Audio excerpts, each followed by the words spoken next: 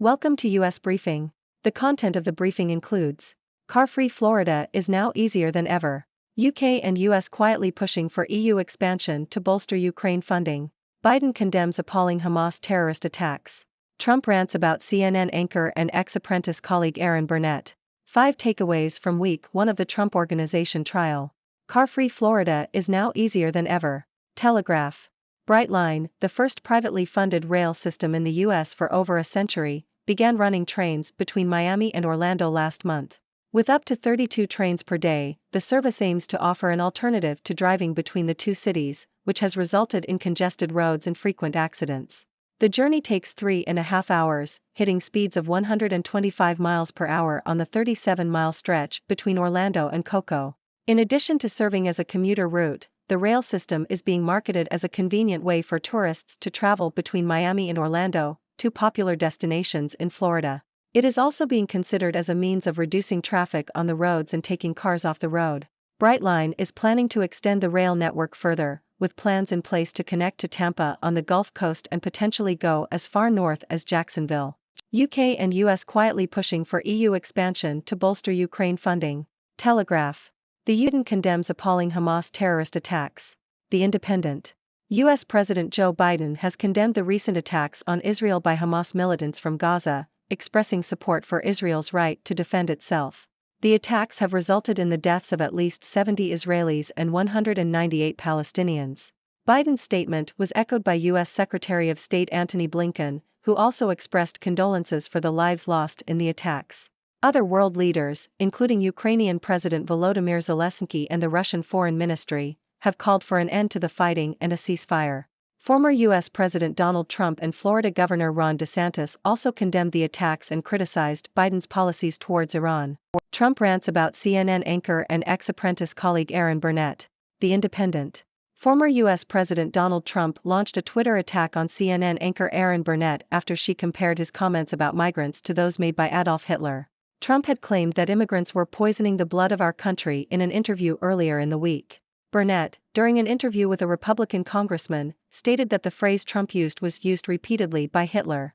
In response, Trump accused Burnett of constantly and very boringly reporting false and semi-inflammatory stories about him and called her not smart and very boring. Trump also claimed that Burnett had repeatedly tried to get on his reality TV show, The Apprentice. 5 takeaways from week 1 of the Trump Organization trial. The Guardian. The trial of Donald Trump and his real estate business kicked off this week in Manhattan as the former president faces a potential fine of at least $250 million for financial fraud.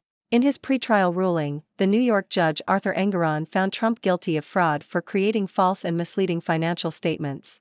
Trump boosted the value of his assets by as much as $2.2 billion, according to an investigation by the New York Attorney General, Letitia James, who brought the case against Trump. Engoron had already dealt a heavy blow to Trump, canceling the business licenses that allow him to run his business in the state. The first week of the trial had a full cast of characters, including appearances by Trump himself, who railed against proceedings outside of the courtroom but remained largely muted as they took place inside. Because this is a civil case, Trump will not be facing jail time. It is also a bench trial, which means the judge will be the sole decider of the outcome. Prosecutors are narrowing responsibility down to Trump and the Trump Organization. Much of the evidence offered for the case are the tens of thousands of financial documents that prosecutors argue show Trump lied about the value of his assets. The judge already ruled these documents prove financial fraud. What's left for prosecutors is to demonstrate, through witness testimony, that Trump and those working for his company knew these statements were false, and used them to broker deals anyway.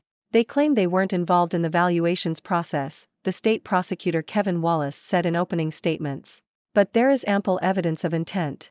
The first witness to take the stand was Donald Bender, a partner at Mazars USA, Trump's former accounting firm. Prosecutors asked Bender to speak in meticulous detail about financial statements from the Trump Organization. Bender said that from time to time he would tell leadership at the Trump Organization that there were discrepancies on company financial statements, but it was essentially up to the company to provide its accountants with accurate information. A second accountant, Cameron Harris from accounting firm Whitley Penn, briefly took the stand as a second witness. The Trump Organization took on Whitley Penn as its accounting firm after Mazars USA cut ties with Trump in 2022. Harris said that accountants do not verify the accuracy of any of the information provided and that his firm's agreement with the Trump Organization said that they do not express an opinion or conclusion nor provide any assurance on the financial statements. Trump's lawyers tried to reverse the blame on to the accountants. One of the former president's representatives, Jesus Suarez, told Bender that Trump's company is going through this hell because you messed up. Bender asserted that while he could have caught shifts in reported information, it was ultimately the Trump Organization's mistake for misreporting. By removing Trump's accountants from the equation, prosecutors are trying to show the judge that those within the Trump Organization were responsible for the financial statements. Prosecutors have a lengthy list of the company's former employees who are set to testify in the coming week. Saudi Arabia suggests Israel to blame for war despite steps to normalize relations. Telegraph. Saudi Arabia has called for an immediate halt to the fighting between Israel and Palestinian factions, suggesting that Israel is to blame for the conflict. The statement from Saudi Arabia comes as the country was reportedly edging closer to a historic deal to normalize relations with Israel. The statement did not explicitly blame Israel or back Hamas, but it did criticize Israeli treatment of Palestinians and warned of the dangers of the situation escalating. The Saudi Foreign Ministry also called on the international community to assume its responsibilities and start a credible peace process. Other countries in the region, including Iran, Qatar, Egypt, and Turkey, have also responded to the conflict. Israel attack, what is Hamas, and other questions. BBC. The recent attack on Israel by Hamas has sparked questions about the conflict between the two. Hamas is a Palestinian militant group that rules the Gaza Strip and is sworn to Israel's destruction. Israel has repeatedly attacked Hamas with airstrikes and has blockaded the Gaza Strip since 2007. The Gaza Strip is a territory between Israel, Egypt, and the Mediterranean Sea, with a population of about 1.6 million people. The attack by Hamas on Saturday came without warning, with thousands of rockets fired at Israel and Hamas fighters breaching the border. Israel responded with airstrikes, killing about 200 people. The conflict between Israel and Hamas is part of the larger issue of the Israeli-Palestinian conflict, with the West Bank, Gaza, East Jerusalem, and Israel all being part of the historic land known as Palestine. Western leaders unequivocally back Israel's right to defend itself against Hamas. Telegraph. Western leaders, including Joe Biden and Rishi Sunak, have expressed their condemnation of Hamas and their support for Israel's right to defend itself following a recent terrorist attack. The leaders emphasized that there is no justification for terrorism and pledged their support to Israel in ensuring its defense and protection of civilians. The strong backing from Western leaders contrasted with the reaction in some Arab and Middle Eastern countries, where blame was placed on Jerusalem for the violence. The leaders of the US, UK, Germany, France, and the European Union expressed their solidarity with Israel and condemned Hamas. However, Russia called on both Israel and Palestine to renounce violence and immediately cease fire. Ladies and gentlemen, I am Dr. Six, your resident observer from the sixth dimension. Let's dive into the news. Car-free Florida is now easier than ever, thanks to the newly launched Brightline rail system. Finally, residents and tourists alike have an alternative to driving between Miami and Orlando, which has long been plagued by congested roads and accidents. Not only does this rail system offer a convenient way to travel, but it also has the potential to reduce traffic and take cars off the road. And Brightline has big plans, with future expansions set to connect Tampa and even reach as far north as Jacksonville. So, get ready to leave your cars behind and hop aboard the Brightline Express. In other news, the UK and US are quietly pushing for EU expansion to bolster Ukraine's funding.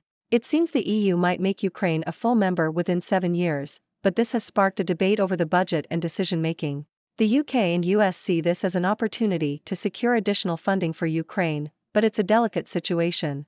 After Brexit, the UK can't openly push for Ukraine's accession, and the US has become deeply involved after cutting aid to the country. So, it's a bit of a diplomatic dance, but let's see how this unfolds. US President Joe Biden has condemned the recent Hamas attacks on Israel, expressing support for Israel's right to defend itself. It's a tense situation in the Middle East, with casualties on both sides. Biden's statement was echoed by other world leaders, while some have called for an end to the fighting and a ceasefire. Former President Donald Trump and Florida Governor Ron DeSantis also criticized Biden's policies towards Iran. It's a complex situation with no easy solutions, but let's hope for peace in the region. Speaking of Trump, he's back in the headlines with another Twitter attack. This time, he targeted CNN anchor Erin Burnett after she compared his comments about migrants to those made by Adolf Hitler. Trump, never one to hold back, called Burnett not smart and very boring. Ah, the joys of social media drama.